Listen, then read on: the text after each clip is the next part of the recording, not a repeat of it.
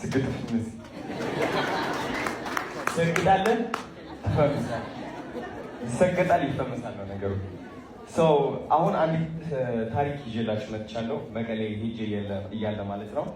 እንግዲህ በአካል ጋይስ አማርኛ ትንሽ ኮንተክት ትጋለች ነው ቻሉት። እንግዲህ እቺ የምታዩት ልጅ ማለት ነው አክበረት ትባላለች። መቀሌ ነው ያገኘኋት ማደጎ ቤት ማለት ነው። ከሸራሮ ወደ መቀሌ ሁለት ታናናሽ እህቶቿን ይዛ በእግር ነው የተጓዘችው። ውጊያው ምክንያት ማለት ነው ቤተሰቦቿ ጠፍተውባት። እቺ ልጅ ኮንፊደንሷ ላሳያችሁ ፈልጋለሁ። ኮንፊደንስሽ ምን ያህል ነው ስላት ዋክ እያደረኩኝ ላሳየ ይችላለሁ አለች። ይኸው ይታያችሁ ከሆነ ሁላችሁም እንደምትመለከቱት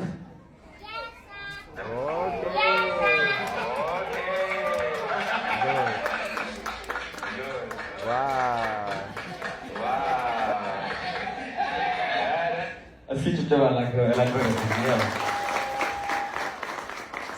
አክበረት ለምንድን ነው ኮንፊደንት የሆንሽው ብዬ ጠየኳት። መልሷ ምን እንደነበር ታውቃላችሁ? የእፍረት ዋጋ ስለማውቀዋለች።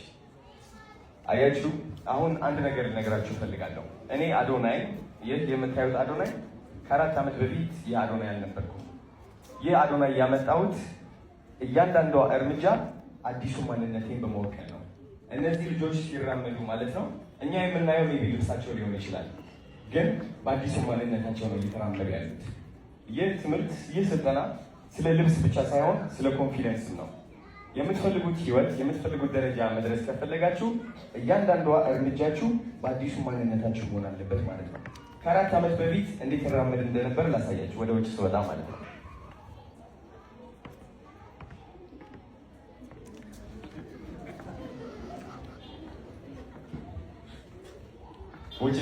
እደበቅ ነበር። ከሰው በታች ነኝ ብዬ አስብ ነበረ። መታየት ያስፈራኝ ነበረ። ይህ ማንነት እኔን አልጠቀመኝም። ወደ ድህነት ውስጥ አስገባኝ። ሰውነቴን አበላሸው። ራሴን እንድጠላ አደረገኝ። ከሰዎች እንድርቅ አደረገኝ። ለ2 ዓመት ሙሉ የማታ ሽፍት ነበር የምሰራው።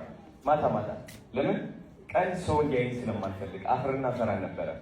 አሁን ደግሞ ስግጥ ብዬ ታባቱ አዲሱ ማንነቴን ገነባሁት ማለት ነው። ህይወታችን የእኛ መስታወት ነው። እኛ የሆነውን እቺ ህይወት ታሳየናለች። መድረስ የምንፈልገው ደረጃ ካለ መጣር፣ መልፋት ወይም ደግሞ ይሄ ላብ በላብ መሆን ሳይሆን እምነታችንና ለራሳችን ያለን አመለካከት መቀየር ነው። ይህ እምነት ደግሞ እያንዳንዷ እርምጃ ከኛ ጋር መሆን አለበት ማለት ነው። የአሁኑ አዶናይ ማን ነው? ሰው ምን ይለኛል ብሎ አይፈራም። ሁሉም ሰው ያየኛል። አንዳንዱ ሊተርበኝ ይችላል፣ አንዳንዱ ሊሰድበኝ ይችላል፣ አንዳንዱ ደግሞ ሊያደንቀኝ ይችላል። ግን የሚያደንቁኝም ለእኔ ምንም የሚጨምሩት ነገር የለም፣ የሚተርቡኝም ለእኔ ከኔ የሚወስዱት ምንም ነገር የለም። ስለዚህ እያንዳንዷ እርምጃ በሙሉ እምነት እራመዳታለሁ በአዲሱ ማንነቴ ማለት ነው።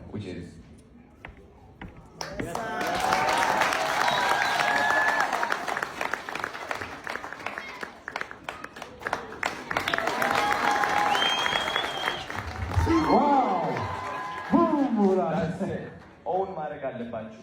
ሰው ሊተርባችሁ ይችላል፣ ግን አዲሱ ህይወታችሁ የምታመጡት እያንዳንዷ እርምጃ በአዲሱ እምነታችሁ፣ በአዲሱ በረከታችሁ መሆን አለበት። ሰው ይተርባችሁ፣ who cares? ምን ያመጣሉ? ምንም። እግዚአብሔራችሁን ትይዛላችሁ፣ እዚህ ላይ ዓላማችሁን እዚህ ላይ ትይዛላችሁ፣ እርምጃችሁ ከዛ ታራምዳላችሁ ማለት ነው።